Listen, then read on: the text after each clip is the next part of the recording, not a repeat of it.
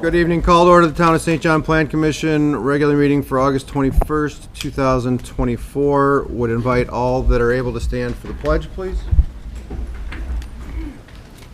I pledge allegiance to the flag of the United States of America, and to the republic for which it stands, one nation, under God, indivisible, with liberty and justice for all. Can we get the roll call, please? Joe Gomez-Tegel. Present. Pete Cladaris is absent. John Gill. Here. Bob Valoy. Here. Russ Vogel. Here. Justin Nestor. Present. Ron Enchway is absent. Adam Decker. Present. John Dykstra. Here. Bill Manasopoulos. Here. Ashley Abernathy present. We have a quorum. Agenda item number 4, approval of minutes. First, item A, July 17th, 2024, regular meeting. I assume everybody's had the chance to review them. Would entertain a motion. I'll make a motion to approve the July 17th, 2024 meeting minutes as posted. Second. Motion by Mr. Gill, second by Mr. Gomez-Tegel. All in favor, so indicate by saying aye. Aye. Motion carries. Item B, minutes from the August 7th, 2024 planning session. I'll make a motion to approve the August 7th, 2024 study session meeting minutes as posted. Second. Motion by Mr. Gill, second by Mr. Valoy. All in favor, so indicate by saying aye. Aye. Minutes are approved. Item 5, public hearings. We do have several public hearings. First, I'd like to thank everybody for coming out tonight. Before we get into these, I just want to give some of the ground rules about how this works. I know some of you have come up and spoken before. We're going to make time for anybody who wants to come up to speak. You do need to give your name and address for the record. I don't really want to enforce a time limit, but I just want everybody to have a chance to come up and make their points, and allow everybody else to speak also. Okay, so no filibusters is what I'm saying, please.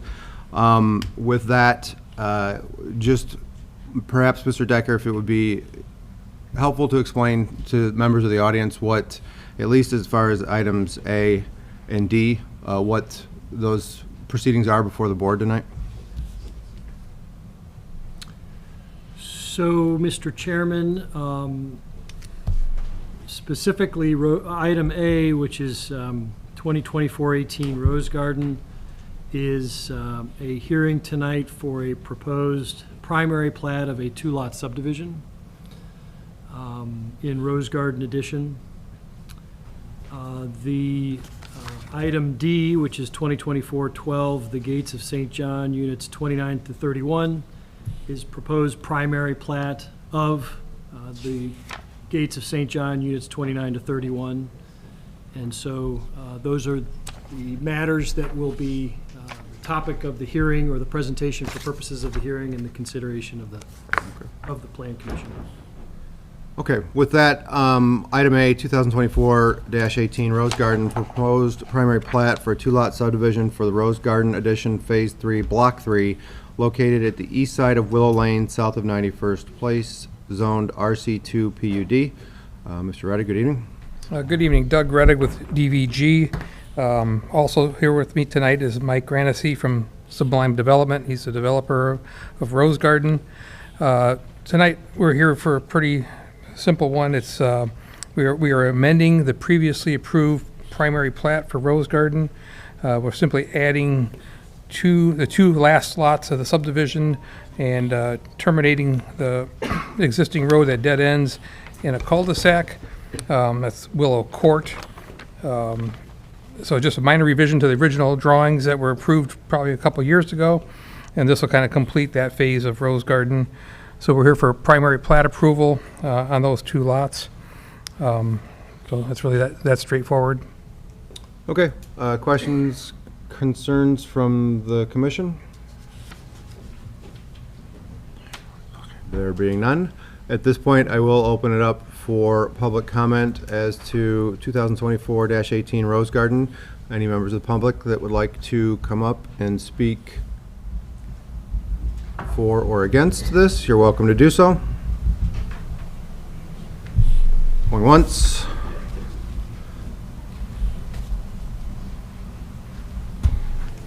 Can I get a minute to look at this? Sure.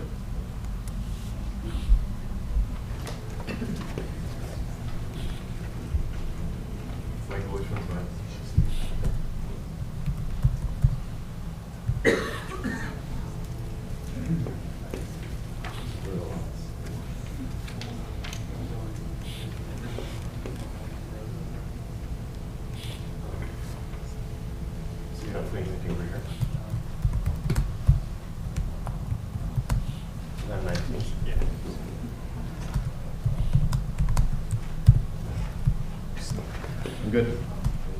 Okay. Second call for any members of the public who'd like to come up. Third and final call. With that, public comment is, oh. Okay, come on up, name and address, please. Name is Kelly Glista, last name Glista, 9330 West 92nd Place. On that survey, I would be listed in that lot that says Cottonwood Estates. That is where our house is. I would just be curious to know what is going to be the setback of those houses in lots 1 and 2, whereas we normally have in our subdivision in Cottonwood Estates a 40-foot setback. I believe in Rose Garden there may be a 30-foot. I'd like to know where those houses are going to be sitting, as far as how far they're going to be overlooking our yard and that kind of thing, and if there's been any variances requested as far as how far out they can build close to our backyard. That's all. So it looks like they're being platted with a 30-foot front yard setback line as allowed with the Rose Garden PUD ordinance that was approved. When they come in for building permits for the rest of the setbacks, because they're not being platted on the final plat, they're going to have to follow the regulations of the ordinances. If they want to seek a variance, it will have to go through a public hearing process, and you will be notified as an adjacent property owner. Very good. Thank you. Thank you. Okay, third and final call. Anyone else for public comment? All right, back. All right, so now we have an understanding. I think I have some of my neighbors here with me. Yeah, this does align with what, yeah, Brian Bandick, 9317 West 91st Place. So I am lot, I think, 19 up there. I would say that I am in favor of this design. The last thing that I think I would want, or some of my neighbors would want, is that road going through to 93rd. It's going to create more traffic through our neighborhood. Which, That road's not going through. okay, so then for the record, I support this. Very good, thank you. And with that, anyone else for public comment on agenda item A? With that, public comment is closed. Mr. Reddick?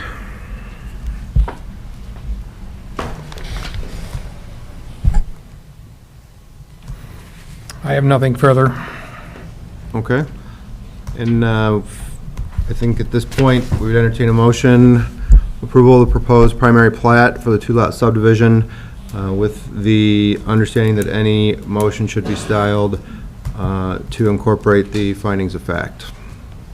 I'll make a motion to approve proposed primary plat, referencing finding of facts. I'll second it. Motion by Mr. Vloyd, second by Mr. Vogel. All in favor, so indicate by saying aye. Aye. Opposed? And it's approved. Thank you very much. Thank you, sir. Item B, 2024-20, Little Rascals Daycare, request for a zone change to C1 zoning classification for a property located at 16041 Tyland Street, St. John, Indiana, zoned I Light Industrial. Good evening. James Huss with DVG Team here on behalf of Region Contractors, the Schusters, and the current property owners.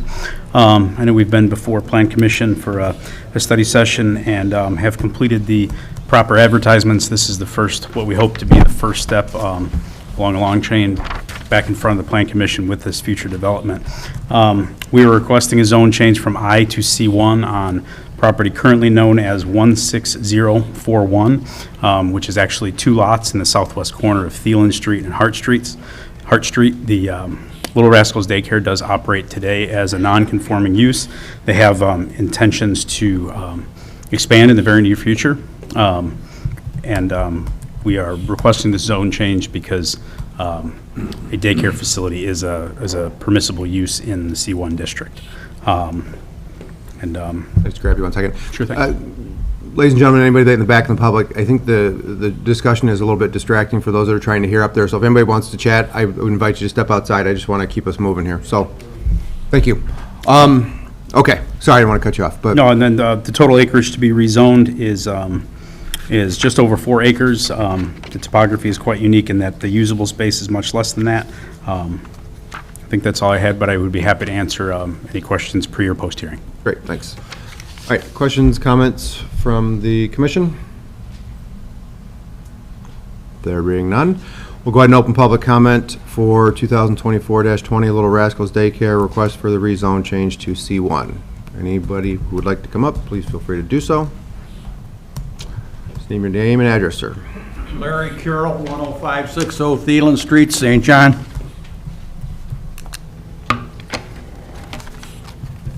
Say when. Go ahead.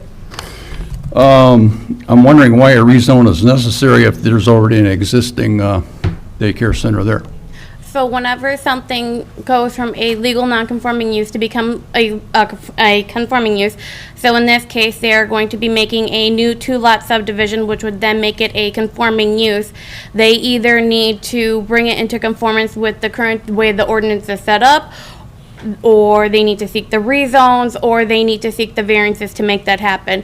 In this case, they decided to seek the rezone, to rezone it from industrial to C1. Also around this area, there's residential properties as well, which makes it a more suitable fit for the zoning near this property because it's not very advisable to have an industrial property next to residential property in a planning schematic.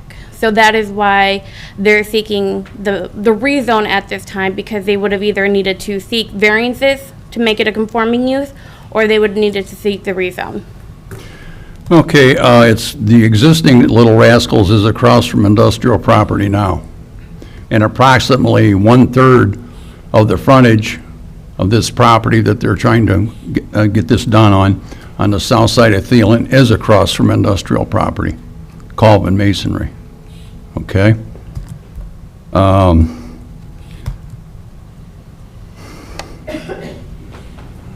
I saw the proposed location of the proposed construction, and rather than facing industrial property as the old one had, it would now face residential neighborhood.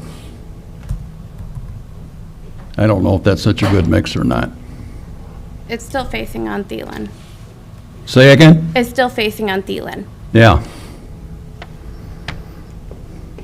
The parcels appear to be in meets and bounds. Do they have to be subdivided into lots to be approved? That's the next phases. Okay. Also, on the little diagram that I got, it said that there's a potential of 102 students, clients, whatever you call them, plus 18 employees.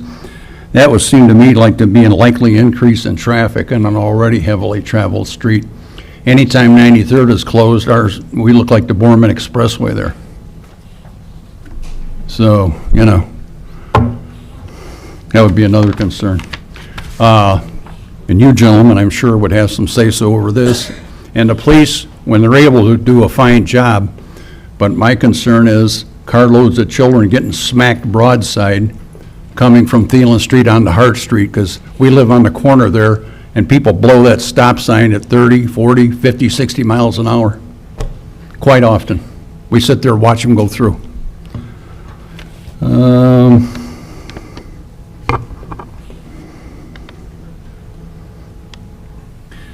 If they're going to expand, is that daycare operating now?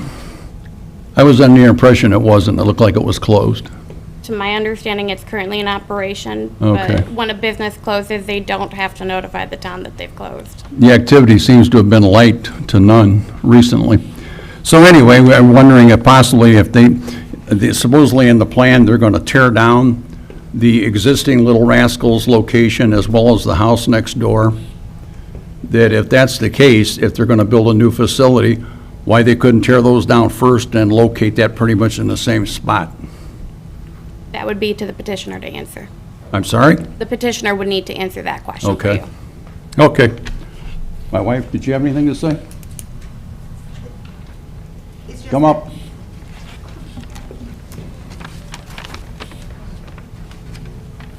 Identify yourself. Yeah, my concern was that corner because people do fly through there frequently now. Could you state your name and Oh, address for the I'm record, sorry. please? Linda Carroll, 10560 Thielen. And just that if there's, on the specification here, it looks like there will be a parking lot in front of my house now instead, and I just wondered what kind of, right now, there's, in the winter time where the storage units are, we've got parking lot security lights glaring into our living room. Will there be any compensation, as far as, thinking about where all these lights are in the parking lot now, that will be directly in front of my house? They will have to submit a site plan that will have to be reviewed in accordance with regulations for all of our ordinances, and that does include a lighting ordinance that is available to view on the town website. And that will be in consideration that there's a residence right across the street? It will all be reviewed in accordance with site plan Okay. regulations. Okay. Thank you. Anyone else from the public who'd like to come up as it pertains to the 2024-20 Little Rascals Daycare? Going once? Going twice? And with that, public comment will be closed. Mr. Huss, would you like to come back up? Thank you. If I could just briefly address a few of the comments made, much of it Ashley just touched on.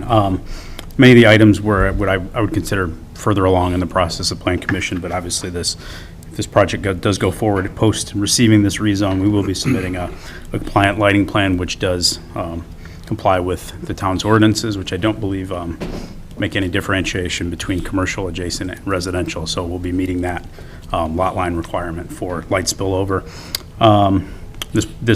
The plating process would be one of our next steps. And to speak towards where the building is positioned, while this site plan is by no means final, the one thing we do know is that the business does intend to operate for as long as they can, obviously congruently, which would mean the westernmost existing building would be in operation, so that they would not have to close between switchovers. I believe the intent is then to demolish that after they've moved. But that is the reason that, from what the respondent said, why the building isn't way west that we're showing. Okay. Anyone else from the commission have questions, comments? If not, would entertain a motion. At this point, this is, because it is a zone change, this is for a recommendation to the town council. So you can do favorable, unfavorable, or no recommendation. And again, any motion should be styled to reference the findings of fact. I'll make a motion to send a favorable recommendation for the rezone from I to C1 to the town council referencing the findings of facts. Motion by Mr. Gill, second by Mr. Beloy. All in favor, so indicate by saying aye. Aye. Opposed? Drop to the town council. Thank you very much. Thank you. Item C, 2024-21 zoning ordinance amendment. Members of the Plan Commission, this has been in front of you for the past couple of months for a discussion to amend our zoning ordinance for publication regulations. There's been a lot of feedback had by myself since I've been with the town that there has been issues getting things published with newspapers. There's been issues with trying to get certified sent out with the post office. I've even heard from multiple petitioners that they have to make multiple trips to the post office. As such, we underwent the update to the zoning ordinance, or a request to update the zoning ordinance to reduce the publishing in newspapers from 2 to 1 to align with what is required by state statute, reduce the adjacent property from 300 feet to directly adjacent. We're making people to continue to obtain and continue posting signs. And then we're adding a new regulation, and that regulation is all legal notices will now be being posted on the town website. So instead of sending things out certified, people can go to the town website, they can view what's coming up for legal notice, and that way anybody can see it's not just somebody within a 300-foot radius. Okay. Questions, comments from the commission? There being none, we'll go ahead and open public comment for 2024-21, the zoning ordinance amendment as described. Going once, going twice. And with that, public comment is closed. At this point, the chair would entertain a motion. This is recommendation of the town council for, as it relates to changing the zoning ordinance. I'll make a favorable recommendation for the zoning ordinance. Second. Motion by Mr. Vogel, second by Mr. Gomstagel for favorable recommendation. All in favor, so indicate by saying aye. Aye. Off to the town council. Item D, we're here.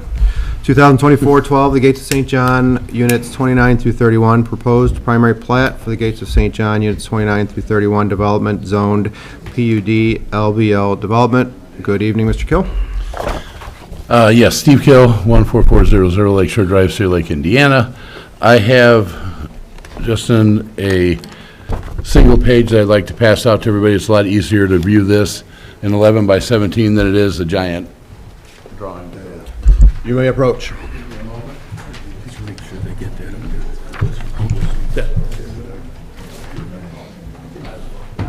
Take it down. Speaking of this.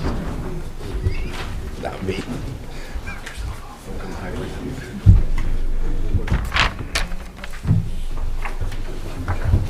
We can share. Yeah. You want an extra one in case somebody wants? Bob and I can share it. Yeah, that's good. I got plenty. I brought enough so everybody can have. Thanks. Oh, yeah. In the last map, I had to spread out 2 tables for it. Sure. I like the big one. Oh. Thank you.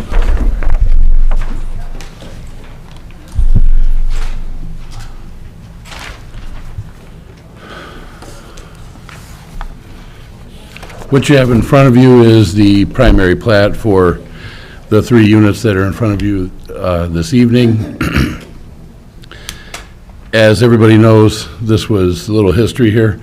This received the zone change for the planned unit development. There are 4 commercial lots located in the development, I'm sorry, 5. And there's 3 phases for residential. This primary plat and all of the engineering drawings were done in accordance with the approved planned unit development by the town council, so everything matches completely. And just a little bit of history here for everybody. This is a mixed-use planned unit development. Obviously, there is commercial on US 231. There's residential in the back.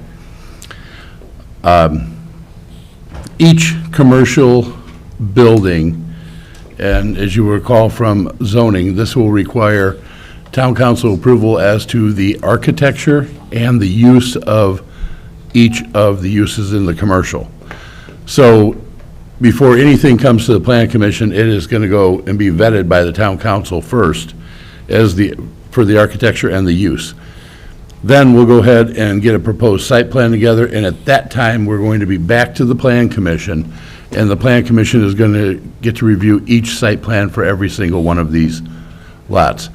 Entryways on the drive that's going to, the roadway that's going to put in, the parking lot design, where, if there's any drive-throughs, where those are located, the outside seating component, all the lighting, the landscape, everything that goes along with a commercial plan, that will be presented at the time each one is approved, we have an approved use. So I hope to be back in front of you quite often. So we've had a lot of interest in the commercial.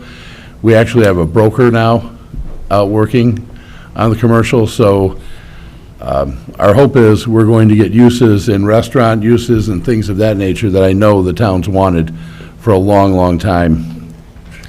The roadway that we're putting in is kind of unique in that it has 2 travel lanes, and it also has, on the north and south side, it has 10 by 20 parking stalls. We did have a staff meeting, and I think I touched on this in the study session, where the crosswalks are going to go, and we're going to have down lighting, like a downtown would have, that would, illuminate the sidewalks and things like that. There is a complete sidewalks surround the entire development, the residential and the commercial. So it's very walkable, which is one of the things we wanted to achieve. We know the town recently passed a golf cart ordinance, so at some point, I'm sure that we're all going to take a look at this and say, well, we're going to need to make some provisions for golf cart parking in there, so let's, hope that that goal is achieved where it is actually walkable and people are being able to use this like that. The way that this will be platted, it's going to be platted north and south, not east and west, so when you see a commercial unit platted, you'll see a residential unit platted.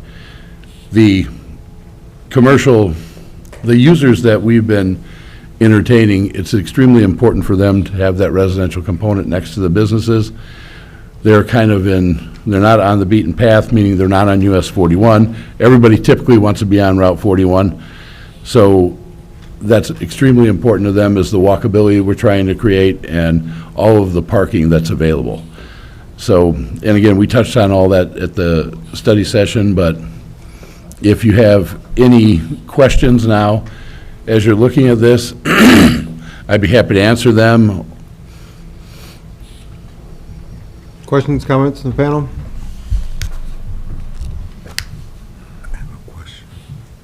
I have a question for you. On everybody's concerned right now, it's on 231, and I know you're going to bring up, it's a state issue.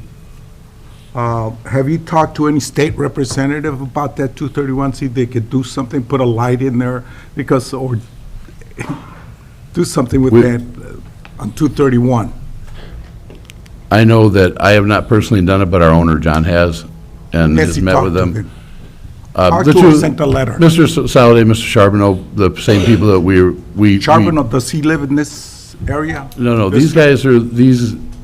Saladay, Mr. Charbonneau typically carry a little bit more weight. Well, wait downstate. a second. I know about state legislators, and if they're not living in this area, they're living in Chesterton. I'm pretty sure that's what they're at. Well, they're in the How about our Valparaiso. legislators that are here? Yes. Correct, that is correct, yes. So could you? Mr. Niemeyer? Yeah, We so. run- yeah, so send a yes, letter to I them mean- So we could get a response from. We talked to them. I mean, it's better meeting with them than just sending a letter, but we have talked to them, Joe, yes. Yeah, and what I'm trying to say, I know that you're saying, talk to them, but if you could send a letter saying, this is what we're trying to do, can you help us out with the traffic, with the state, because it's a state road. So it would help us, help them, help us understand what's going on with that traffic, because I'm pretty sure they're concerned about that. That's all I have to ask right now. Sure. Okay, sir? Thank you. Anyone else? If not, we'll go ahead and open public comment and try to run through that. Again, same ground rules do apply. Members of the public are welcome to come up and address the panel with any questions or concerns that you may have. Mr. Kill, I'm sure he'll be taking notes over there. He will have the opportunity to come back and respond. So if there's, don't address anything, just address the commission, and he'll have the chance to come back up. I'm just going to run through the list. Yeah, just to make sure that I don't miss anybody. Mr. Roy, I don't want to do a piecemeal. So, number one, it says Martha, and it doesn't say anything else. It just says Martha. So, no. Okay. Might have been someone else who spoke earlier. I'm not sure. I'm just, again, I want to make sure that everybody who has signed up has the opportunity to. Zygmunt? No, I don't make Would you like to come up? I just signed a sheet, I thought that was Fair enough. Okay, Mr. Roy, you are up, number 3. Mere formality, but we'll get there. I went to Catholic school, I'll wait my turn. Or some nun will zap me from above.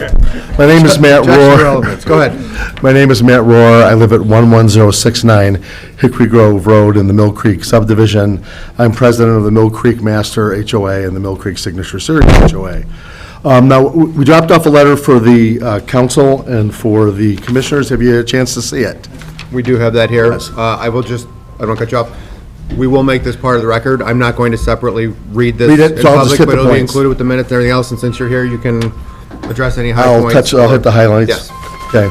Well, first I want to state that during the zoning discussions, at that time, we asked to speak with LBL to discuss our concerns directly with them. And I'd like to commend the town manager and council and commission and staff that helped facilitate those conversations. And we had extensive conversations over a couple months directly with Steve Gill, mostly myself. But thank you for making that happen. And we engaged in a long discussion about a variety of options.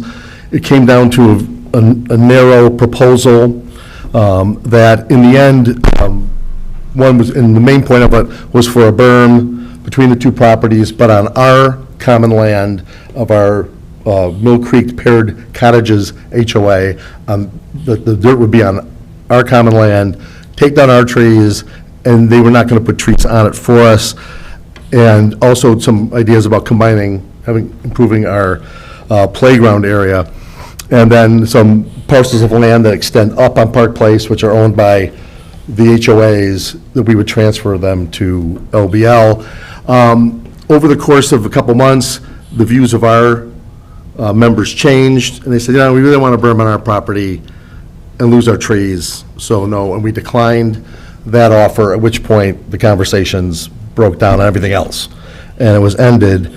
But I will say that LBL did engage in the conversations immediately, candidly, professionally, and I worked in labor relations in Detroit. I dealt with the UAW, the Teamsters, and a couple other different unions, and you can't always get a deal, but it doesn't mean people didn't try and honor what they said they were going to do. But the deal broke through. We're still open to conversing with them. We're going to be neighbors going forward, and we want to have a good relation going back and forth. The concerns we raised in our letter were the concerns that we brought up from the very beginning of this process. One was the density of residential units. We like the commercial part of this. The residential is tough. But is the residential number of units, is that fixed now as part of the PUD? That number's set? Or can this commission change that number? It's a question we have. That number was set with the PUD. So when it was approved with the council, it was approved with that number of townhomes. So that's set. That is Okay? set by the. Well, by I'll stop the talking ordinance. about that. The second thing is green space, the commission and the town have wanted green space in these areas. And the question is there going to, since there's not going to be an expansion of our green space to service the needs of both groups, is there going to be a green space requirement? Is there, and is it part of the platting of the new development? So is there? I can address that question. Thanks, too. Ashley. So the way the state is set up is if we have a park impact fee, we cannot require, we cannot demand, we cannot make a developer put in green space. We can request, we cannot require.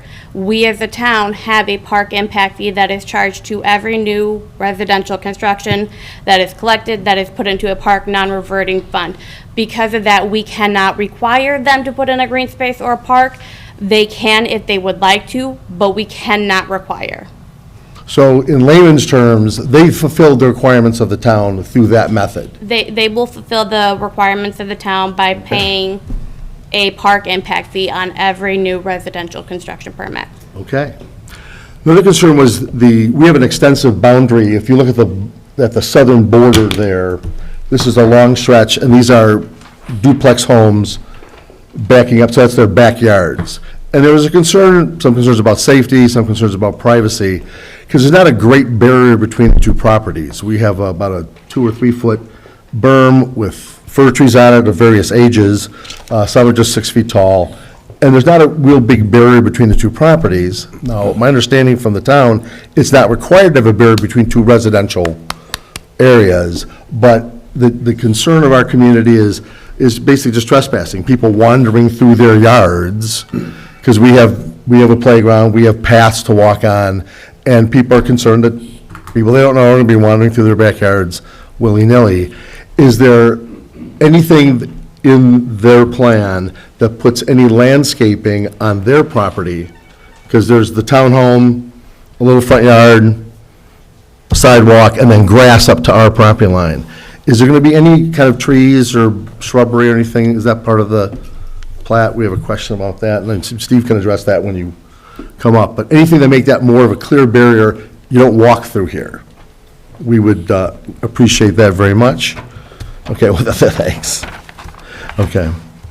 And the other question I had is, just from our end, on our property, do we have to do, if we wanted to put up a wall or a fence, do we need to come to the building commission, or is that just a normal permitting issue with the town? Actually, is that just something we can do, or do we have to make a more formal proposal? I think I'd need to see what it is that you're proposing. It depends on what we're doing? Okay, fine. That's a question for that. And we had a couple of questions about water, which I will ask Dave Barras, who's the president of our Estates HOA, to ask, because he knows about water way more than I do. So is that, so Dave, just want to, and he'll be talking mostly to you. Okay. Dave Barras, 9115 Mill Creek Road. So I discussed previously, I think that there's two water mains, I believe. There's one that's going on Park Place, and there's also one that runs down Parish. Now, it's a 12-inch main on both sides, is that correct? Correct. Is it the only subdivision that that 12-inch main feeds? For the most part, it does feed Parish Woods as well. It does feed Parish Woods, but on the Parish side. There's nothing else that feeds it on Park Place side. No. So that main is going north to south to us, because and then Down Mill Creek Road into Okay. you guys, and then Parish 12-inch into you guys. all right, and then let's see here. So the max GPM for that piece of pipe, that 12-inch piece of pipe, is probably roughly 4,700 GPM, I would assume. For the piece of pipe? Yeah, the 12-inch piece of pipe. I'm just wondering. Yeah, okay. So I'm wondering if it's going to be able to feed the amount of GPM every home is going to provide if you have the 210 homes plus the homes that are already in Mill Creek on both sides. So being 102 or 122 homes as halved, if you had the Parish side and you had the Park Place side for each one of those mains, plus the 105 homes on each side. Sure. Plus then you add the commercial into it, so then you add the commercial aspect into it. I just didn't know if that was thought about, put into place, and what the average GPM, because I took the pressure at my house, it's about 40 to 45 PSI, which is on the lower end. I think you want about 40 to 80 as your standard. And then at peak time, what are we looking for, and what is going to be available to us? Are we going to be able to add more water in that process? Or is there going to be a lack of water for everybody? What I can tell you is that I am the water operator for the town. Our plant capacity, our pumping capacity is 9.3 million right now. Okay. On our peak days, we reach maybe 6.5 to 7. We have a sufficient amount of water to supply more residential areas. Okay. We also have 2 wells that we're going to add to the Right. Gates treatment plant, which will help as well. Right now, we're pumping out of the Gates treatment plant approximately 3,200 gallons a minute. So times 1440, that'll tell you how much can come out of that plant. Okay. Yeah, I know, I just didn't know, with being 12 inches, you're only allowed X amount of GPM and pressure per that piece of pipe. I didn't know if that was going to be able to suffice all the homes that are going to be put into place, that was all. So, that was the question. Say a couple more things. Just so I go for the map, because this is easier, because we had questions about this. If I'm reading this map correctly, there's 3 right-in, right-out entry points off of 231 into the commercial space. There's a road, this is a road that runs that will connect to Park Place and Parish, and it looks like people can feed up in the commercial from that direction as well. But there'll only be one entry point off of Park Place and one entry point off of Parish. Is that So there was concern there'd be multiple, and that's not a concern. It's these 5 points. I want to make sure we were clear on that. And I just have a couple quick other items. I know they've started, moving the dirt around, and there's a lot of heavy construction equipment. And my understanding is there's a construction entrance to this property off of Park Place, with the idea that people, that heavy equipment would come down 231 onto Park Place, onto that property. Is that the only, and that there's not going to be a construction entrance coming in off of Parish? There will be another one. Well, eventually, but they'll be from those two directions. We haven't put that in yet. Okay, because there's concern that trucks will be coming down through our subdivision into there, and we'd like to obviously avoid a lot of, wear and tear on the roads. We will eliminate, nobody that's working for us is going to drive Right. through Mill Creek, I will tell you Yeah, that. and some of That will not happen. Yeah, and some people noticed equipment moving through, I think it had to do with the people doing the paving on Parish, not your guys' stuff, from what my research has told me. So I'll be clear on that. And then the hours for construction are from 6 AM to 10 at night per ordinance. Is that correct? So it's 6 AM to 10 PM? That's the noise ordinance, so. That's the noise ordinance, It's from okay. 10 PM to 6 AM, no construction equipment can be running. Okay, so just, it'd be nicer if it started later and ended sooner, but that's the ordinance, okay? That's what I got. Thank you, and I Thank you. appreciate the time to speak. Thank you. All right, in the interest of keeping moving, next, who's on the list? Donna, and I apologize if I'm going to butcher names. I'm going to do the best I can. Christoph? I got a lot more to go, so I don't. Off to a good start. I'm Donna Christoph. I'm at 8942 Finley Court in the Mill Creek subdivision. I wrote this obviously prior to having some of this information, so I just hope that you would just be considerate, consider some of the things that I'm about to say. So I pretty much want to speak to the issues on this building plans and the impact that it has on the community. If you take a look around the room, like this is what community looks like. People coming together for the good of the place where they live. And, everyone in this room is here because they love where they live and they're concerned for their future, and we're all looking out for one another. I pretty much think that I can speak for most of the people here, and maybe even perhaps some of you, that when you go looking for a home, for a place to live, you're looking at the community as a whole. Because it's an important consideration. There's parks, walking paths, home, landscape, schools, etc. It's usually someplace where someone would feel safe, whether it was for raising a family or maybe going into retirement. I look at this aggressive plan to build the 210 townhomes along with the commercial buildings, and I don't understand, I guess, how it really fits into the existing community. The 3-story barracks at the Gates of St. John totally diminished the community look and the personality of the community. If I were looking to purchase a home in this plan, I'd have to wonder where my child would play, or where they play with their friends, or where they can go for a nice walk or get a good run in. Where could they ride their bike safely? Like, there's just no accommodation for this. None of this is in the plan.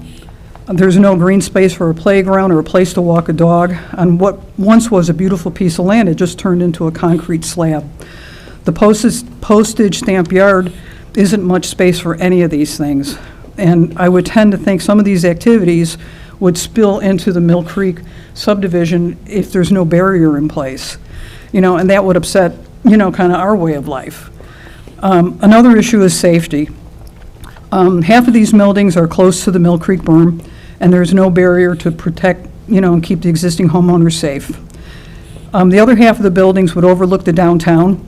Residents would be looking at street traffic, maybe listening to loud car radios as they're going to and from, loud mufflers, car doors slamming shut, and their view would be nothing but cars and rooftops of the businesses. It wouldn't be very appealing for somebody that's living there.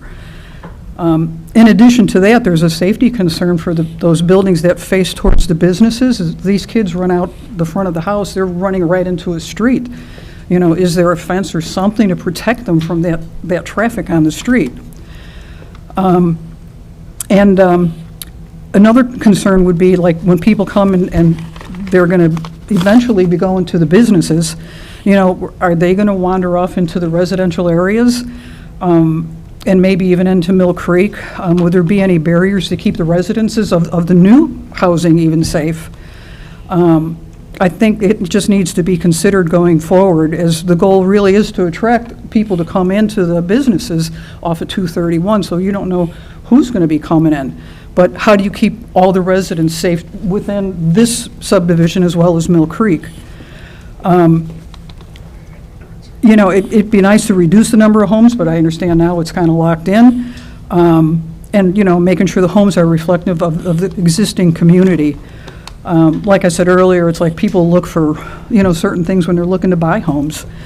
And it's like, I know the town of St. John used to have a good reputation for relocation, but it just seems to be fading as time goes on. And if you take a look around this room one more time, the community's coming together for a common good. The decisions that all of you make will impact not only these lives, but also the lives of the people that are going to be moving into the new development. I don't think decisions should be just about revenue and profits, but decisions should also include the quality of life for everyone involved. Please consider the community as a whole for the development, as this is what's going to keep the community safe and strong and attractive. All of our lives are impacted by your decisions, so thank you for hearing me out. Thank you.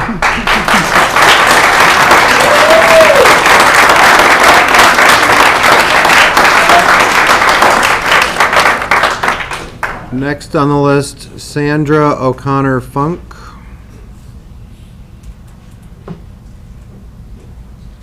Going once. She's coming up. Oh. I looked down too fast, sorry. My name is Sandra O'Connor Funk. I lived at 9346 Mill Creek. My biggest concern is the safety of our residents, and as Donna mentioned, the safety of the new residents that'll be moving into the new establishments. The traffic flow and the concern with emergency vehicles trying to get in and out, 231 and Parrish and Klein are a big traffic hazard the way it is, and that's basically the traffic and the safety of all of the residents is my big concern. Thank you. Thank you. Thank you.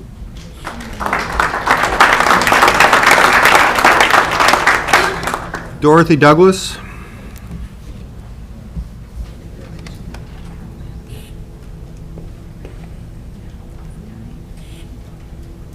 Hi, good evening. Dorothy Douglas, 9311 Green Meadow Drive. Pretty much, she's basically summed it up, a lot of my concerns. When I first moved out here, I really moved out here because it was nice, it was quiet, it was peaceful. I was even told that the area where this development is coming, that nothing was supposed to be built there when I moved out here. My concern is, I don't know who all lives in this area certain times of the day. The traffic is really a concern for me, dealing with the 2 lanes, especially when school is in session. I mean, the traffic is just unbelievable. So you're talking about building all of these residential homes, so you're looking at 400 plus more vehicles. If you have 2 vehicles per household, I'm just looking at it being overcrowded. Concerned about, like some of the people were saying in terms of people coming through your yard, with the commercial property. But again, like I said, I love this area. It's nice and quiet, and my concern is basically the traffic and whether or not if it would be, overcrowded. Everything is just moving so fast without, taking into consideration the residents. So that's really my concern. Thank you. Thank you.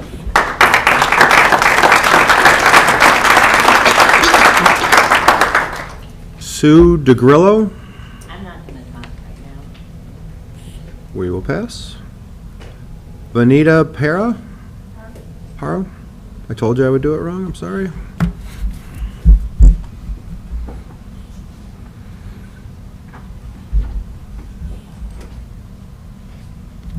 My name is Vanita Parr, 9323 Green Meadows Drive. My concern is basically also the traffic that is involved on 231. With the entrance and exits for the commercial onto 231. 231 right now, the traffic is absolutely horrible. Trying to pull out is unbelievable. You're going to have 3 more entrances, and then they're going to be going through the other road that they've got to come back out onto Parish. Parish is unbelievable at times, and so is Klein.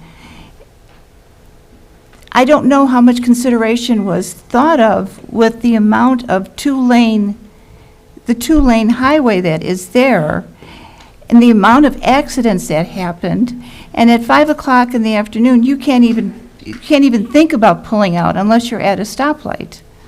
So, it's just the whole thing with the additional, probably 400, at least 400 cars additional.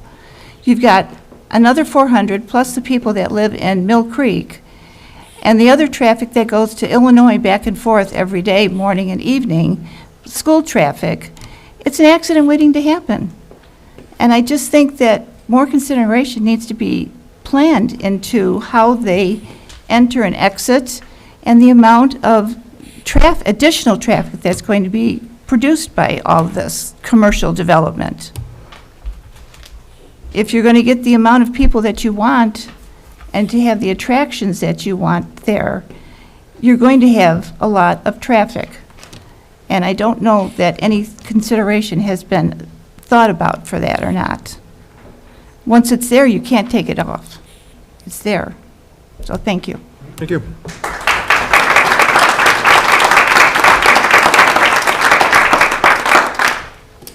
Elmer and Carol Joyce, I believe it says. Yes, all of our concerns seem to have been reiterated over and over. We choose not to speak at this time. Okay? Thank you. Dan Enright?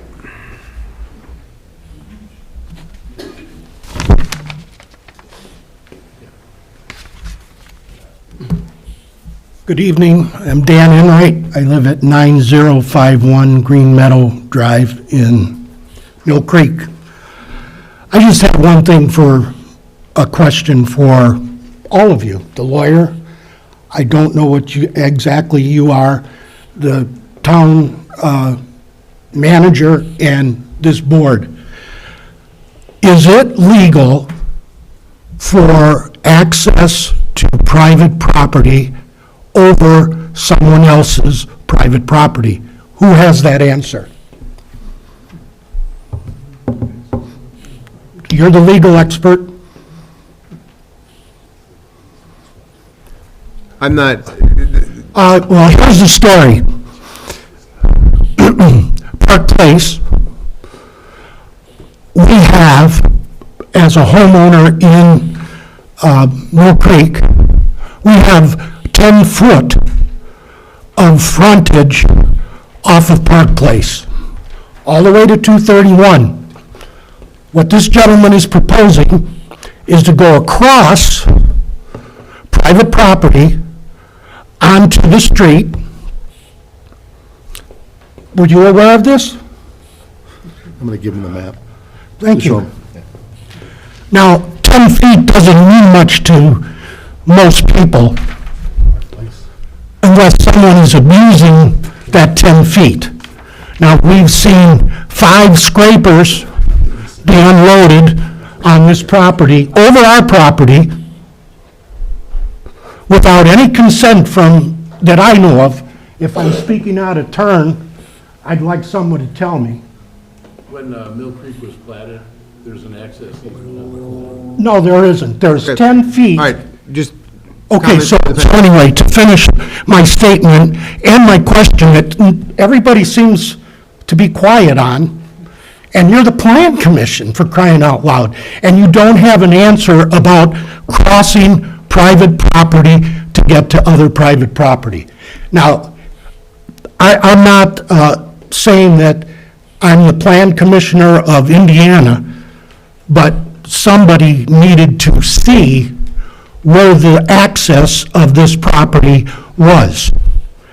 and it is, according to what we have in our book, 10 feet of property that we have not submitted to give up as LBL had requested us to do so they could come and go as they please across our property. I appreciate your time. Thank you. I will let Mr. Hill come up and address it. The only thing I might suggest is that if the HOA feels that there was any sort of civil trespassing on their property, you need, the HOA would have to seek their own legal opinion and representation on that. That's not what this body has any authority to. I'm asking the lawyer if there is a law that says it's okay to cross private property, and he is a part of this commission. I'm asking him. But this commission, the only thing I'm going to say is, assuming for argument's sake that there was some sort of civil trespass, we have no authority to do that. You have to go to court and get a court order to stop it. That's not us. I'm not asking you to stop it. I'm asking you to why you allowed it. Okay, thank you. You're welcome.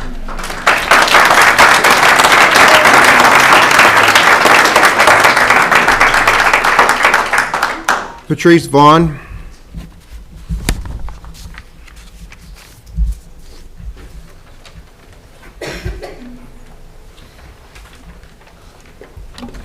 I'm Patrice Vaughn, 8942 Finley Court, Mill Creek. I know this has already been talked about tonight. I did not know it was going to be a done deal.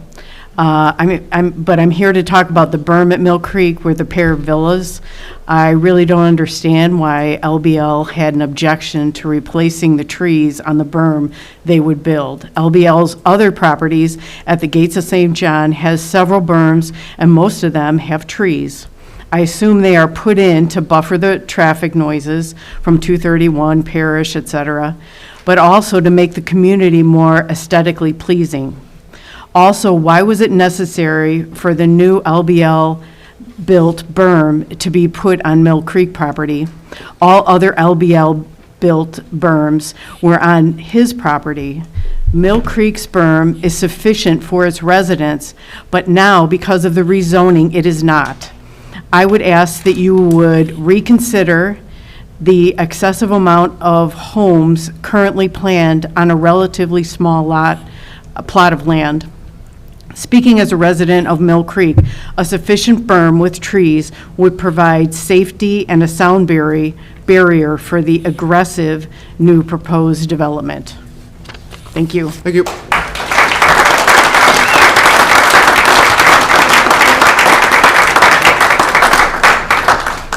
Walter and Linda Wisniewski.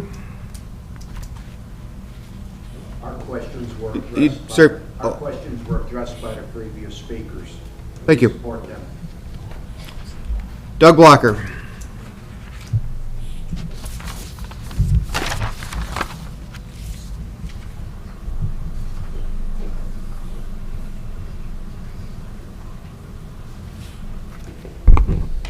Doug Blocker, 10591 Juniper Lane, St. John.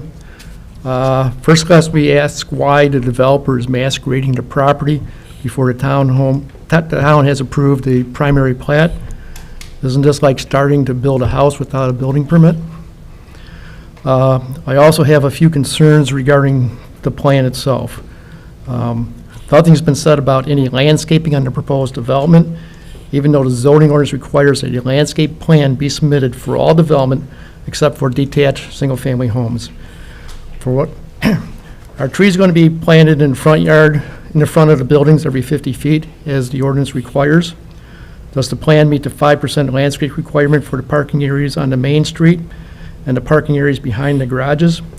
Will landscape peninsulas be installed every 100 feet of parking spaces as required by the ordinance? Will there be a buffer between the townhomes and commercial areas? Will the retention area be landscaped with trees surrounding it? Maybe a waterfall? Or how about a seating area for the downtown shoppers that may happen? Mr. Kill indicated that a sidewalk was going to be installed around the entire townhouse area. Good thing, otherwise nobody would be able to get to their units. I believe the sidewalk's going to be 5 feet wide, and that there's the sidewalk along the main street is going to be a carriage walk.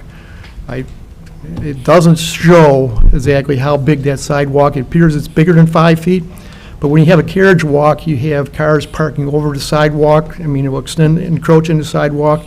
You may have fire hydrants in the sidewalks, you may have streetlights in the sidewalk, reducing that walking area. And if this is going to be a downtown area, I don't know how many downtowns have a 5 or 6 foot sidewalk. I mean, usually you're 10 to 15 feet in wide. So I think that needs to be looked at. There's also sidewalks going to be located between buildings. If the buildings are 20 feet apart, that'd give you 7.5 feet from the building to the sidewalk. How would you like a stranger's walking 7.5 feet from your unit? Also, that would mean that the sidewalk be located in the middle where the drainage swale usually is. So that means you're going to have drainage coming down the sidewalk, which is good for drainage, but not so good for walking on the sidewalk. Mr. Keel indicated each unit will have 4 parking spaces, 2 in the garage and 2 behind the garage. What happens when you have more than 2 guest vehicles show up? The guests in the northern townhomes, they would just park in front of the units on the street there, which is fine. The south townhomes, the guests would either park in their driveways and walk down the alley, then to the sidewalks and into the front of the units, or they would have to park in the parking lots on the street and then go through the sidewalks. In either case, that could get to be a pretty far walk. Why doesn't the developer take the 2 units from each building, eliminate them, and be able to put in more parking spaces there? That would then also give you more landscaping in your area there. It'd get the sidewalks further away from the buildings. I guess also, will there be parking allowed on Park Place or Parish Avenue? I'm assuming not, but is the town going to put up, no parking signs? Will this main roadway be public or private? I don't think that's been indicated. If private, will be designed to the town's standards to handle truck traffic. How will that main street line up with Schilling's proposed development to the east? Is there adequate separation between the 2 roadways then? I feel that a left turn lane on Parish would be needed for access to the main street.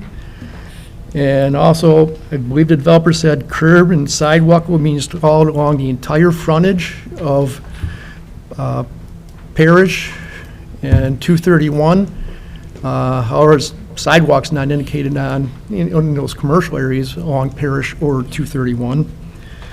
I don't feel that there's enough lighting for development, especially for the sidewalks along the street, in the alleys, and in the sidewalks leading to the units. Got to remember, you could have hundreds of people walking along these streets and these sidewalks for the commercial areas. And they shouldn't be using the excuse that light will shine in the windows. Well, shades can be put on the globes to reflect the light away from the buildings. Also, lights can be used to shine down and not out.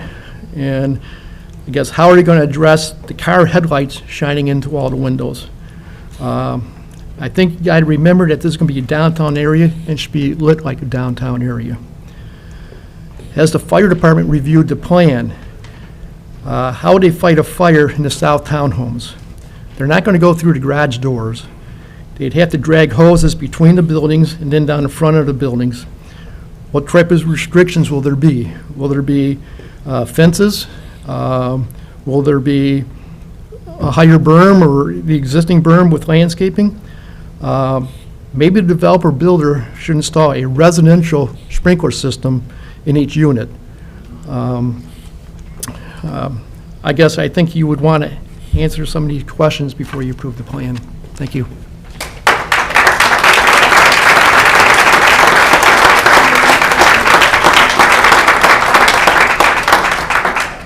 Bogdan Sykowski. Apologize for destroying your last name. Bogdan Tchaikovsky, 8973 Green Meadow Drive. And I like guys ask you to reconsider all of this. Just looking at this, it's just terrible. It's not just for us, Middle Creek, because, no, we all here, and like that lady expressed us already, we moved here because St. John is a nice, quiet place, peaceful. With this, they're all just abolished.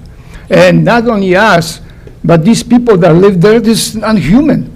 For them to live in an area like concrete and asphalt without any green space that we can walk the dog or ever come out, that's terrible. I feel sorry for those guys over there more than for us. So please, guys, reconsider this, because this is really, I'm telling you, unhuman. This is like Chicago. That's why we don't live, all of us don't live in Chicago, because those compound little houses, one on the top of another one, we moved here. And please keep whatever reason we came here intact. We have you for a reason in St. John. Thank you.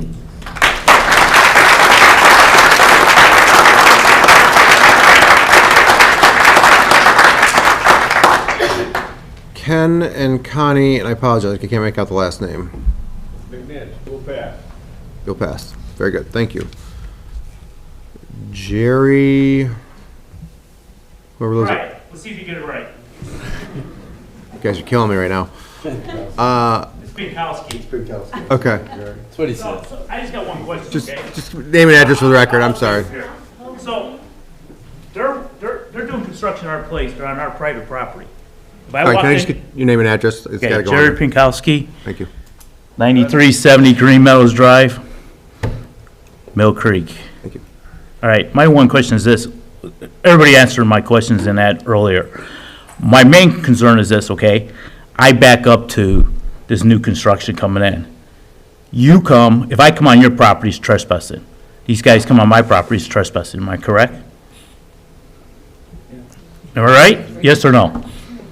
I'm not up here to give legal advice. It's your chance to comment, and then he can come up and Okay, respond. and then the other thing is, so we can call the police in the morning to stop the construction because they're on private property? You said we have to seek an attorney because they're going across our 10 feet of our property? All I suggested is you might want to seek legal representation if you think that something is not right. But that's not what this commission has any authority to adjudicate. My concern is this, is this a done deal already or no? The development, the planned unit development's already been approved by the town council, so it is happening. I understand it's happening, but the question is, when was this approved? At their May town council meeting. Day after they tabled it here. Yeah. I thought this was supposed to not be tabled to, this was supposed to be speak tonight, and then there's another meeting next week. So all you guys, all the town council here is basically trying to sell more property and everything with no worry about, vehicles, construction, no rooms on the roads to go anymore, just to sell the property because St. John, their budget is in the hole? Is that the main reason? No, I just need a no answer. But that's not town-owned property. That was privately sold. Privately sold? Okay. All right. See you guys next week.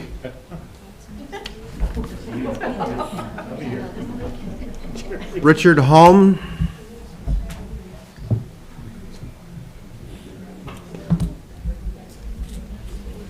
Good evening. My name is Richard Helm, 10864 Walnut Drive in the gates of St. John. I was at the prior meeting, and we looked at a plan that was very similar to the one that's on the board tonight. I was wondering if, just for the benefit of the people that are here, if we could get a summary of the changes that were made to this plan compared to the prior plan. Would that be possible? Mr. Kill will have the opportunity to come back up and explain that. Okay, great. My next question is, there was a great deal of testimony that was provided at the prior meeting with regard to emergency equipment going up and down 231, what would happen in the event that traffic circles were put in at Parrish and at Klein, or Parrish and at Park Place. Can you tell me what consideration was brought into the town council with regard to those matters, apparently on the next following day? That would be a question you'd have to ask the town council. What information was brought to them and factored into their consideration? Was there any consideration given to the possible expansion of 231? That's a state highway. Okay, so then my next question is given the fact that at the last meeting, you indicated that there was discussions that needed to be taken up with the state of Indiana, is there a larger setback on 231 that was established with this plan? In the event that this becomes a 3 or 4 lane highway. Was any consideration given to that? I'll let Mr. Kill speak to any conversations they've had with the state highway, because I think that falls under their purview. Okay, so right now, the Gates of St. John is directly across 231, and the limits of our private property have been established. So wouldn't now be the time to deal with what's going to happen with 231? What happens if they build to the limits and we're stuck with a 2-lane road? Can anybody answer that?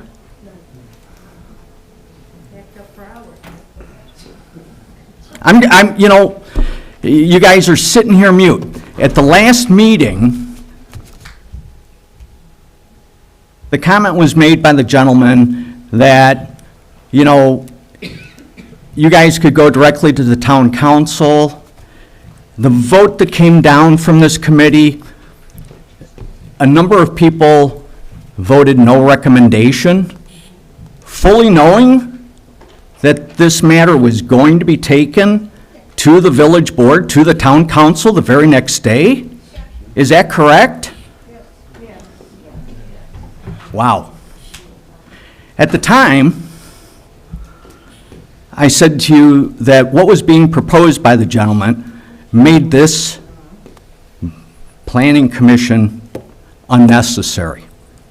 If they could go directly to the town council without the approval or the consideration, the full consideration by this commission, that you, all as elected officials, were not serving the interests of the people that live in St. John. And oh, by the way, the folks that live in Cedar Lake as well.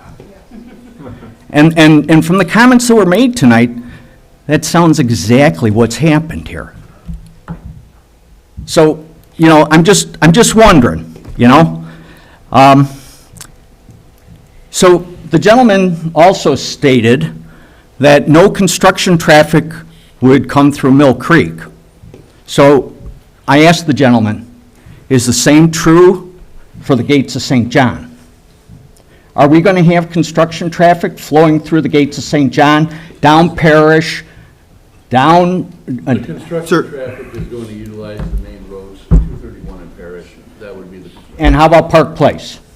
For a few hundred feet, maybe a couple 100 foot or so, but not to the extent of going up and down Park Place. We can regulate our contractors, so that's why I feel comfortable in telling you this. We can tell them what, we can regulate our own contracts. So my question then becomes, how is that codified in the eventual plan? Because, you know, no offense intended to anybody up here or to yourself, but you can say whatever you want here, and apparently you guys can do something different. Okay, at that point, I'm going to ask... Ask that you address the panel. Note taken. Okay, so you talk about the fact that you're putting in 200-plus units, and as one of the ladies mentioned, 2 vehicles per house, that's 420 vehicles. You fail to take into consideration 5 commercial plots, which are going to bring more traffic into the area, And I don't see any consideration given to how truck traffic that is going to be delivering to those parcels is going to get ingress egress.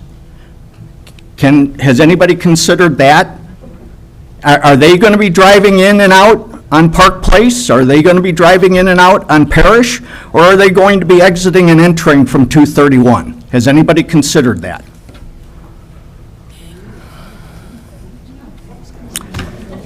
Okay, so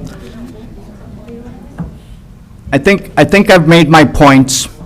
The last thing that I would like to say to each and every one of you that voted no recommendation at the May meeting is plain and simply shame on you.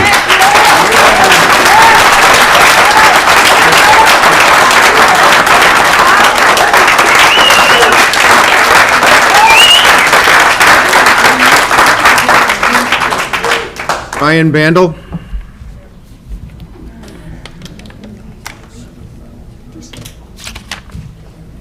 Jason Rafa. I have Terry Nellenhander. Nelleman.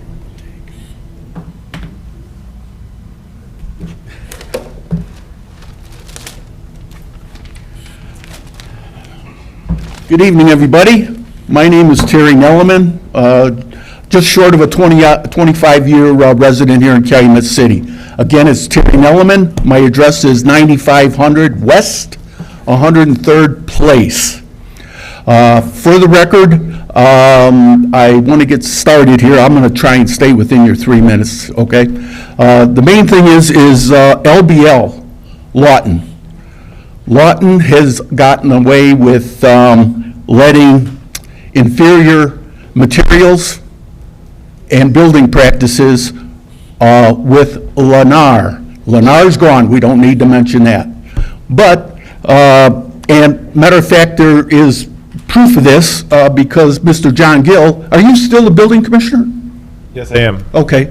The building commissioner, John Gill, got a whole packet of papers duplicated that went to the Hammond Times, okay? The board got another set of documents in regards to what was going on with Lennar and LBL. So the thing is Lawton, LBL, Lawton, Botos, and Lawton decided to bring me into court because I put up a public service warning in my garage, not on the building, inside my garage. Lawton decided to take me and my wife to court to shut me up, $4,900 worth of legal fees, and all of a sudden they decided, because it was going to go to court with Judge McDermott, and we were going to have a regular court trial. So I guess they decided that they were just going to bill me $100, and my wife talked me into letting it go.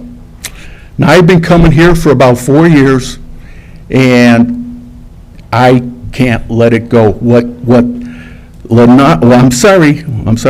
Lawton is doing, Lawton, Botos, Lawton, I'm not going to try and spell it, what they are doing to the homeowners in St. John, especially what they did to the homeowners in the gates of St. John, and John, Mr. Gill, building commissioner, you continued to let them build when we had major issues of construction. And John, you wouldn't meet with me to where I could get you into that framed house and when it was done to show you what the inferior products were. Now, I don't want to drag it out. We've got documents on top of documents.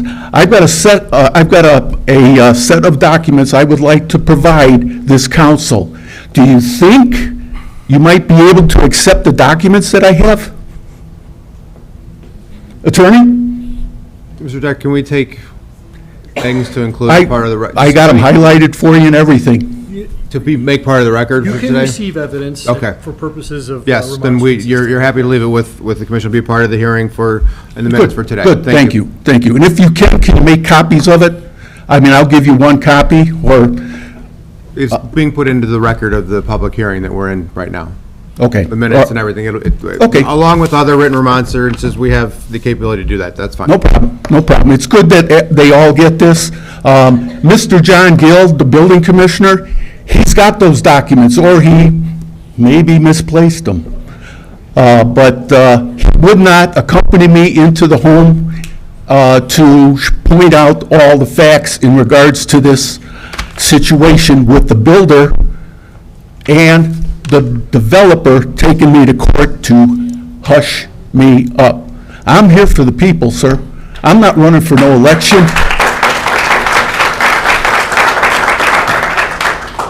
I'm not running for no election. I'm not looking for a job. I'm looking out for the little guys. These people here are the ones that are asking you. It was not mentioned for sure.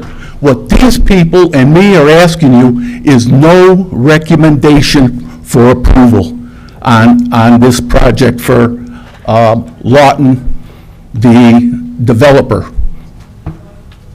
And with that said, I want to thank you very much for your time. If I ran over in the 3 minutes, I apologize. Please, Mr. John Gill, why don't you get those papers out and show them to everybody? And that way there, if not... We'll be happy to take what you have. Thank you, sir. Okay. All right, thank you very much.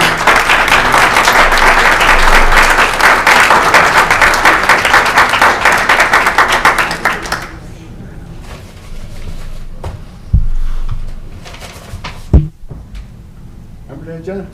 That's uncalled for. Thank you. I apologize, I think that's things back. Thank you. All right, I have, that's everybody who signed up on the list. I have 2 written remonstrances. One is from Mr. Rohr from the Mill Creek homeowners. We did address that one. There is a second one. I'm not going to read it, but I'm going to put it into the record as we've talked about with other evidence. Tim Tiernan, 10875 Scarlet Oak Drive. It is a 3-page written remonstrance that will go in with everything else. With that, is there anybody else who wants to come up for public comment? 2 minutes.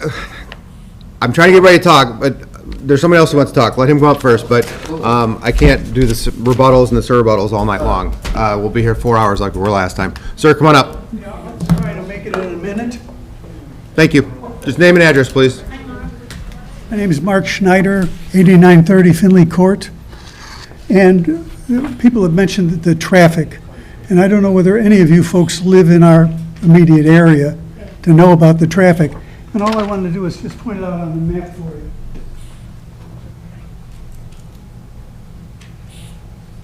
And the going home traffic comes down 231 headed towards Crown Point. The traffic from Klein backs up to here and sometimes to here. Yes. That's without the 300 or 400 or however many cars will be coming out of here, going back home themselves, trying to get in here. So it's really important to recognize that there's so much traffic now. To have all these people, with that many more cars, it's going to make it much worse. Thanks for your time. Thank you.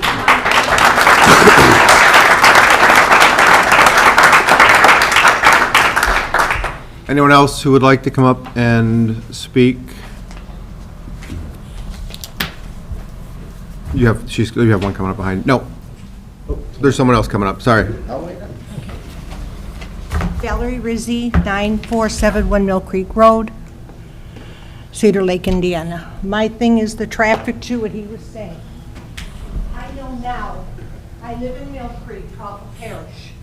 My daughter lives across the street. For me to go to her, I either have to go straight down Parish to get over, or I have to go to Parish, come 231, usually can't turn into Park Place because of traffic that's already there. Then I have to go to Klein, which is usually backed up.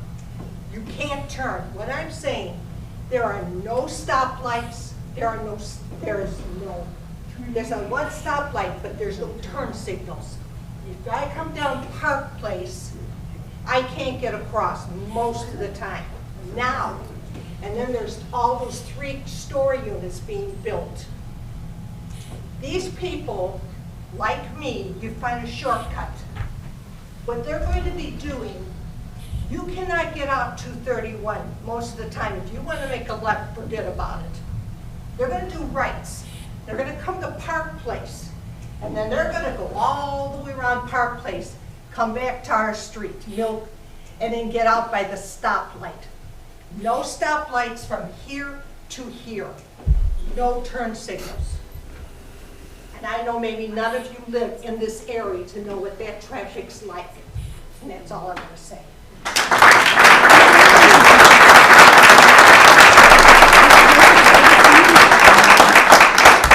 Anyone else who has not spoken who would like to come up? Going once. All right, Mr. Rohr, come up very briefly, please. Very briefly. Once again, I'm Matt Rohr, 11069 Hickory Grove Road. A lot of questions here have been about what's being done about the roads. I just want to make a statement that NDOT did an informational meeting in this room maybe a month ago now, about the roundabouts that are going into Parrish and to Klein. And at that meeting, myself, Ed Marson, who's one of the HOA presidents from the Gates, but also Bill Minnesopoulos and Mike Bovitt from representing this town, spent 2 hours talking to the state, who is the absolute control over this space, and people just got to understand that, who can do something, so you can write the governor and your congressman about this. But our town sat there and talked about every issue, a light at Park Place, everything, and we had them cornered, I think, over here for about 30 minutes, and they did bring the engineers over and listen to us. And we went through in excruciating detail the number of units that we have that are going in there, the Schilling development, and the build-out of the Gates. So just as a matter of fact for everybody to hear, I feel the town and your HOAs are doing everything we can with the state, fighting this fight. So but this board, that's not their job, okay? So, because the problems are real, I don't disagree with any of it. Just thought I'd say that. Thank you.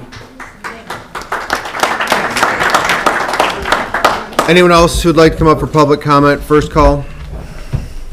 We'll do a second call for public comment. And third and final call. With that, public comment on 2024-12, the Gates St. John is now closed. Mr. Kill, if you'd like to come back up.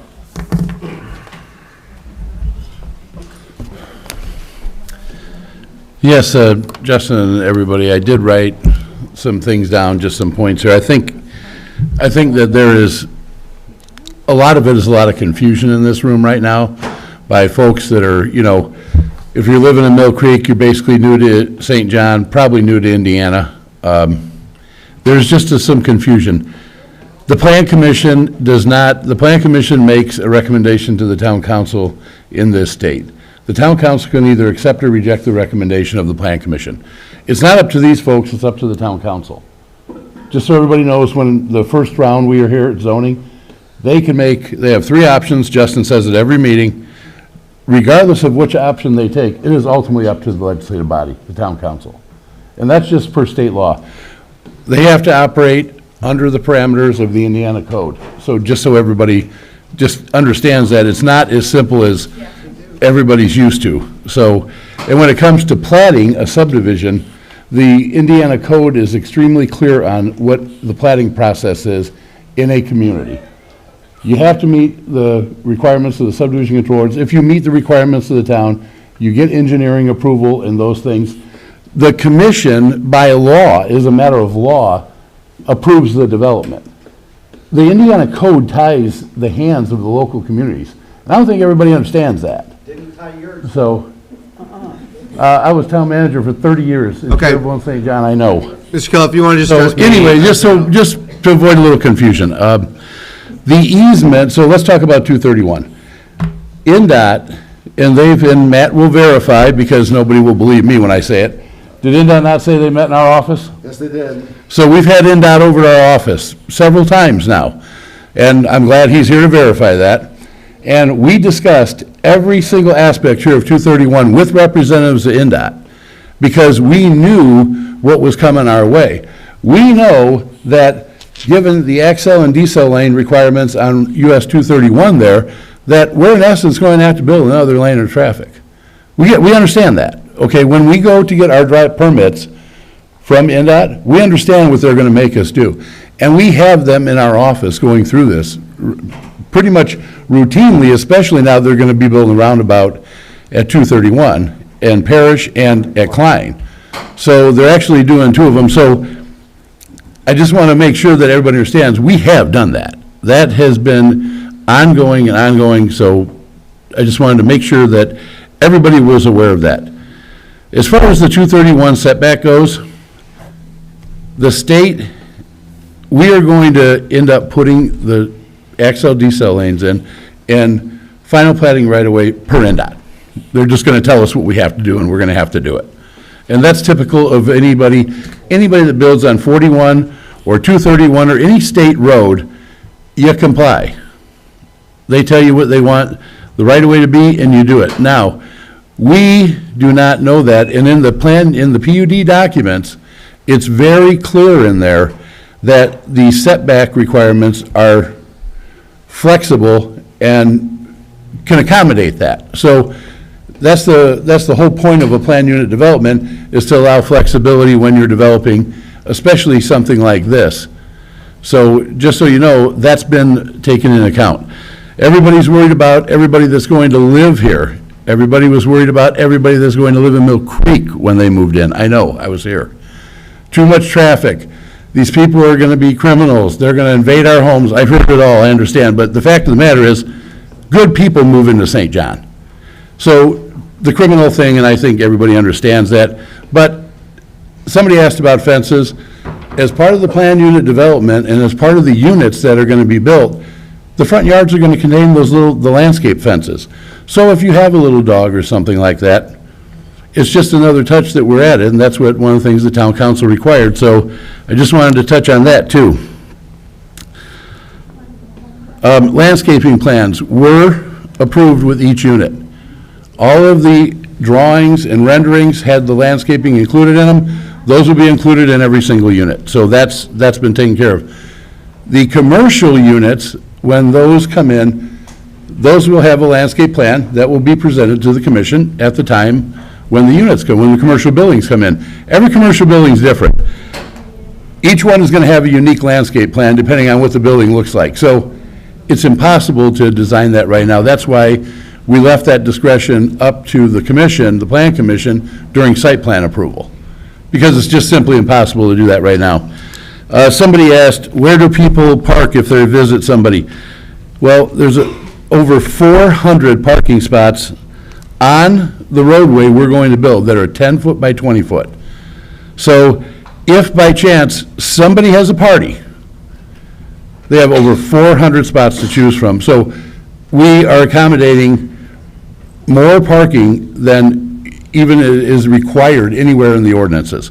We are far exceeding all the requirements because we anticipate the commercial and the residential. So we are, one thing we don't want to have is not enough parking, and we've definitely accomplished that. People have asked about fire department, police department, public works. We did have a staff meeting.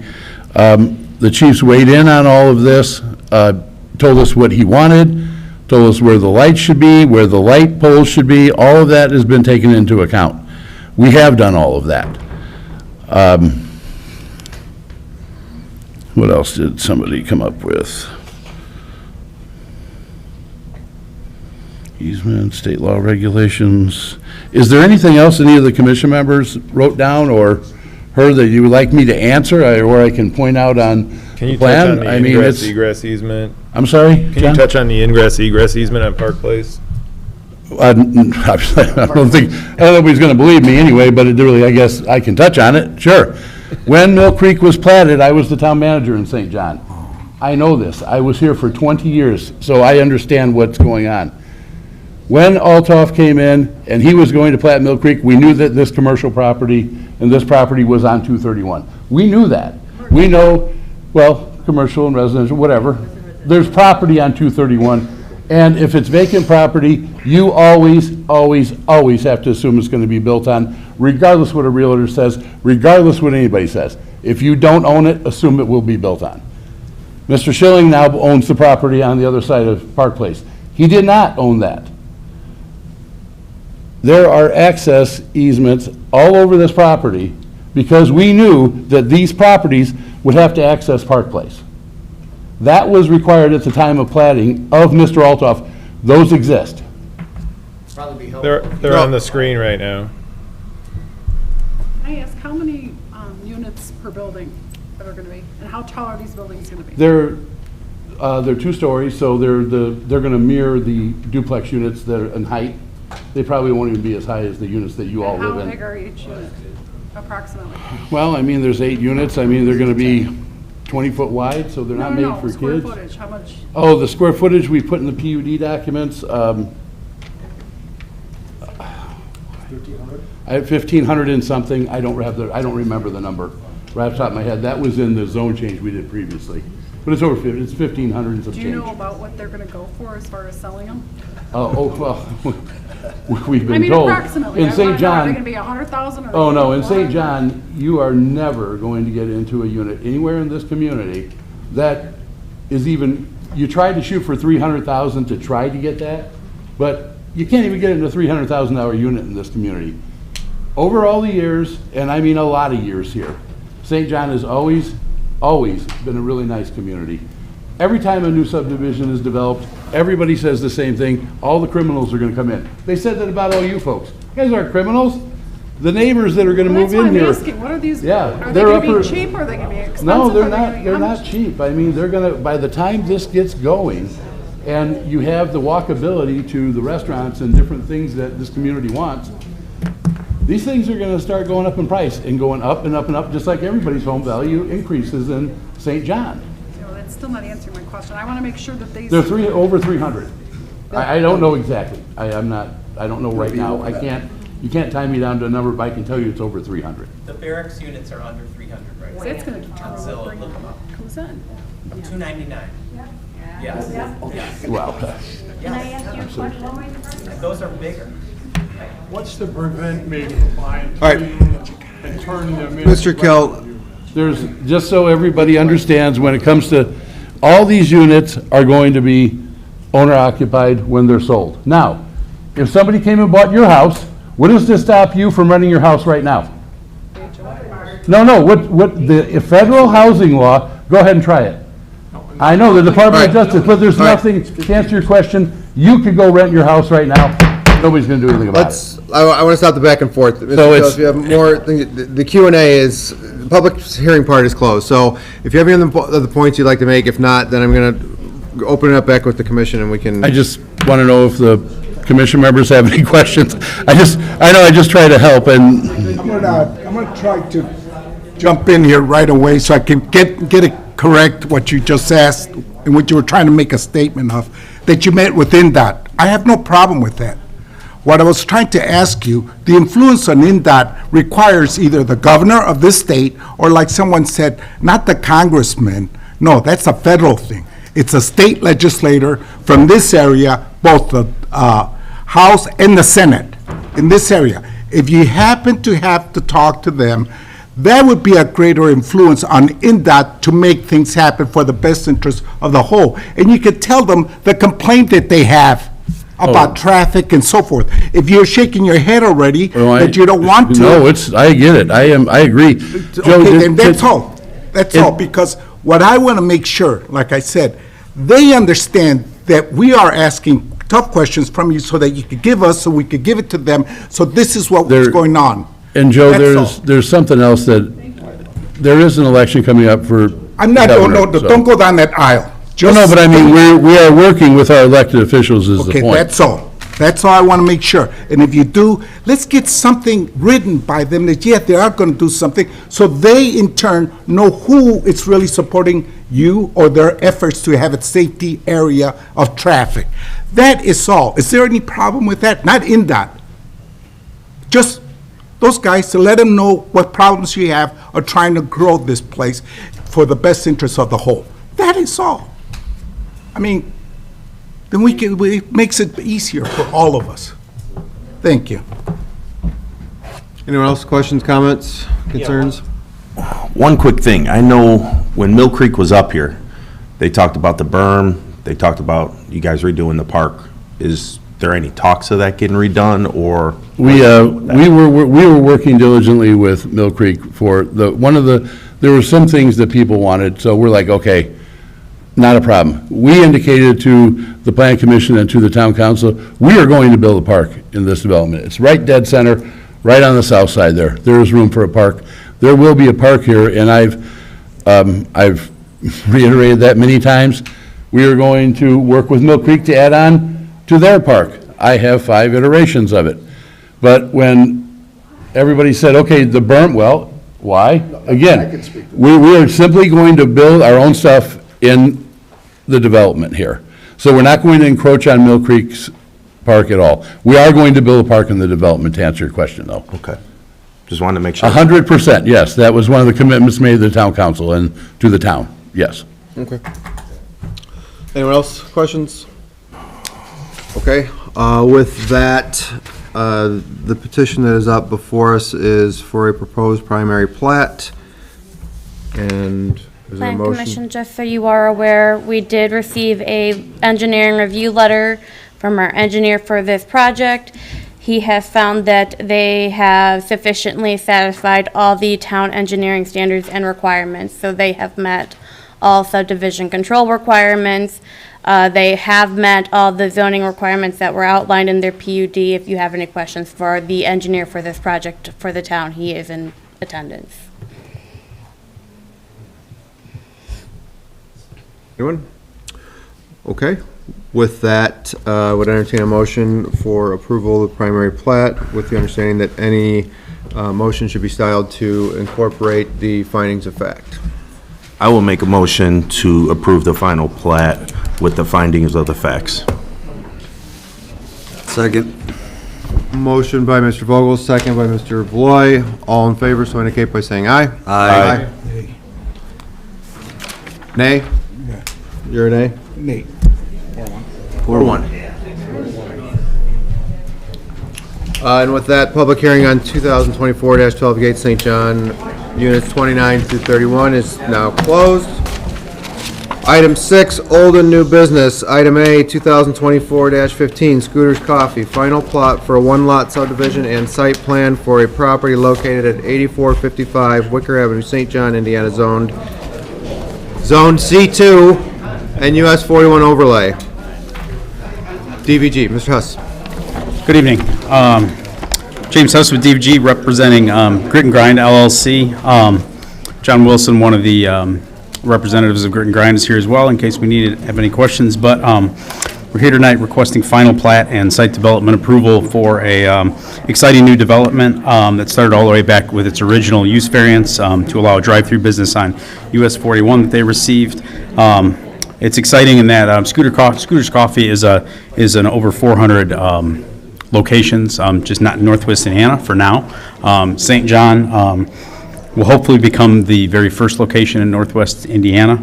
I think we've kind of walked through the renderings. We had a study session on June 5th to discuss how this building has been upgraded from their normal prototype to comply with the requirements of the US 41 overlay district. The engineering review of both the plat and the site engineering has been approved. I believe we have letters from Engineer Dykstra in the packet. And I won't belabor the point, we've been here long enough, but I'm happy to answer any further questions, but I know they're excited to get to work on this property. Questions, comments, anyone? I know this one's been up a few times. With that, Ashley, correct me if I'm wrong, but is there two? There are going to be two. So the first one, and my recommendation would be considering and approving the final plat as long as Mr. Dykstra says all the engineering is in order, followed then by the site plan. I can say I have not received confirmation from the clerk's office yet that they have paid the rest of their development fee, so I would request that on either the final plat or the site plan, that it'd be made contingent upon that development fee being paid. And I can confirm that I did pass along to the LLC that remaining amount, so if they haven't paid it, I'm sure it will be in hand, and we'd be happy to take any contingent approval based upon that payment. We'll wrap that around your ankle and make sure that you pay it. Mr. Dykstra, from an engineering standpoint, any concerns? Yeah, no exceptions on the approval, or satisfactory recommendation. From your standpoint? Yes. Great, thanks. All right, with that, I think, unless there's any other questions or comments, would entertain a motion for approval of the final plat with the understanding that any motion would reference the findings of fact. Make a motion to approve the Scooters Coffee final plat, referencing the findings of fact, and contingent upon them paying the remainder of the development fee. Motion by Mr. Gill, is there a second? I'll second. Second by Mr. Vogel, all in favor, so indicate by saying aye. Aye. Right. Carries 5-0. And then I would entertain a motion for approval of the site plan, again, with the understanding that any approval would be referencing the findings of fact. And I don't know if we need the contingency because it's tied to the first one, correct?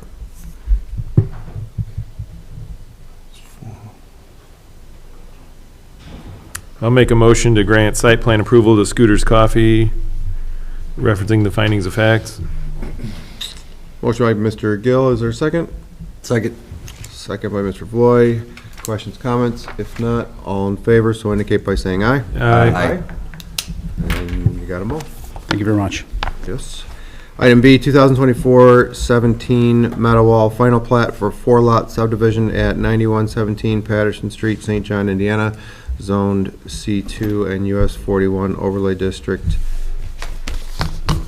Good evening, Jack Slager with Schilling Development, representing Meadowall Street LLC, the owner of the property. Also, James Huss from DVG is here. This is the 4-lot subdivision for north of Wall Street on the west side of US 41. We received primary plat and primary engineering approval at the July meeting. We are in receipt of the letter from Robinson recommending that I believe all the plat items have been taken care of, and we did pay the fee this afternoon. So I believe we're ready to request final plat approval for a 4-lot subdivision. I did see the email, the fee has been paid, yes? That is correct, the fee has been paid. Okay. Any final engineering issues, concerns? No, the plat was satisfactory. Satisfactory, good. All right, with that, any questions, comments from the panel? Yes, Jack, what about the replacement of the 12-inch water main along the east side of these lots? Has there been any further discussion or? There has been some discussion. This was brought to our attention about a week ago. I know in terms of the plat itself, I believe the water main is in the right-of-way of US 41. I don't think it's even on the property, but we do have, we are platting I think it's a 24 or 30-foot easement all along US 41. So there's room to do lots of things over there, and I don't disagree that if and when this property is being torn up and developed, that would be the time to potentially replace that water main. So those discussions are being had. That's being looked at. I know the engineering was approved last month, so at this point, we're just trying to get the plat approved. The potential buyer for Lot 1, as you know, you've seen some of the plans for that. That would be the senior housing development that's going on Lot 1. That is the only user that we have specified for this site right now. And I believe they will be in, or you will be in next month, requesting site plan approval for that. So there will be another round of approvals and engineering. But we'll continue to evaluate the possibility of doing something with that water main. Anyone else? Questions, comments? With that, I would entertain a motion for final plat approval, again with the understanding that would have to reference the findings of fact.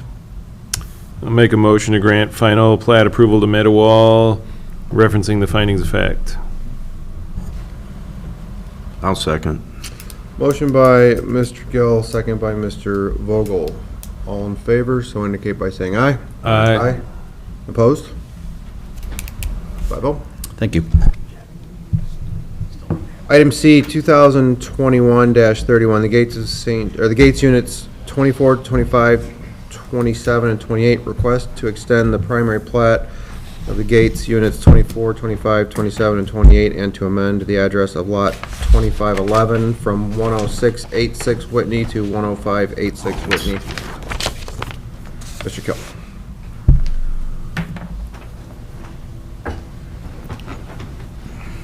Yes, I don't know if any of the commission members are interested in the copy, but I have the affidavit and certificate of amendment for the address.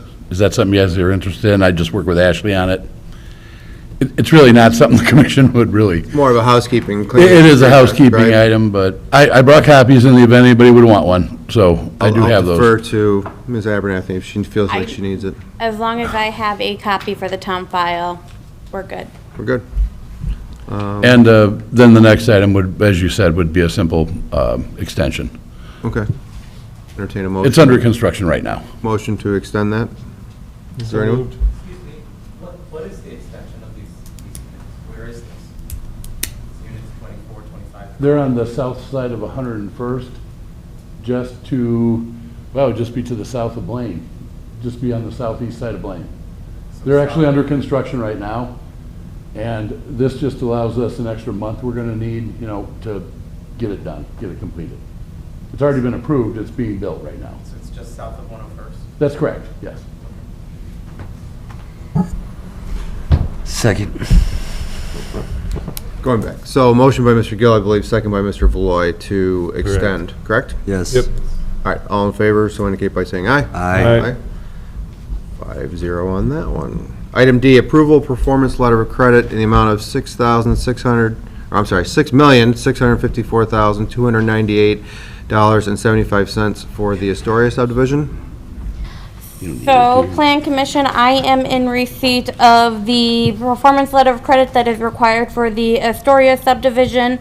As you remember, the final plat was approved contingent on the payment of the development fee and receipt of the performance letter of credit. The development fee has been paid. The performance letter of credit is received. This is just a way to approve it so that we have that letter of credit on hand if we ever need it in the event that we need to do something in the development that's been told to us that we're going to do.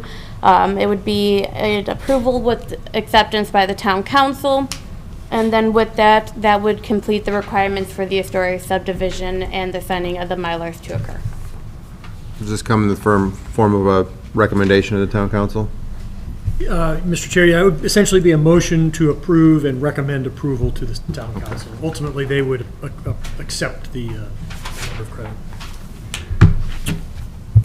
All right, questions, comments? If not, I would entertain a motion.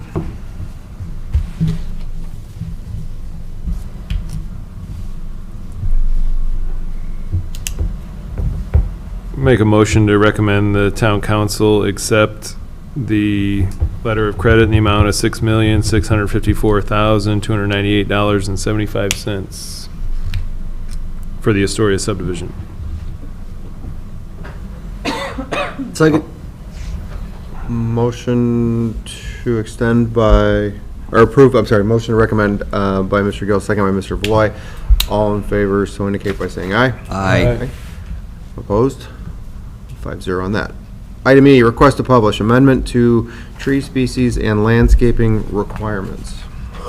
So, Plan Commission, the tree board met earlier this month and they would like to make a change to the allowable, or to add and put in parkway trees of allowable species and add in landscaping requirements for those trees, because trees are an appendix to the zoning ordinance and landscaping requirements are a subject of the zoning ordinance. It would require an amendment to the zoning ordinance.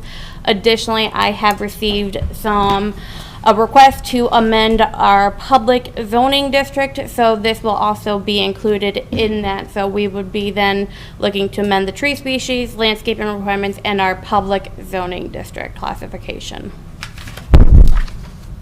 This is just a request to publish for This hearing? is just a request to publish. I will have all that documentation and everything that we're looking at doing for the September work session to go over with the commission.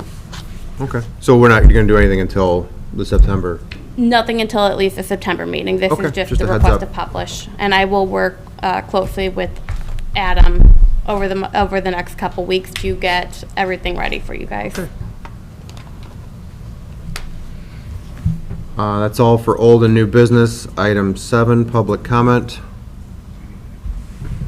Could you just make a motion Oh, sorry. to approve the request to publish? Sure. I'll make a motion to Thank approve the request to publish the amendment to the tree species, public zoning, and landscaping requirements. Motion by Mr. Gill. I had a quiet second in my left ear from Mr. Gomsegel. All in favor, so indicate by saying aye. Aye. All right. I apologize. Thank you. My desire to conclude tonight's meeting. Item 7, public comment.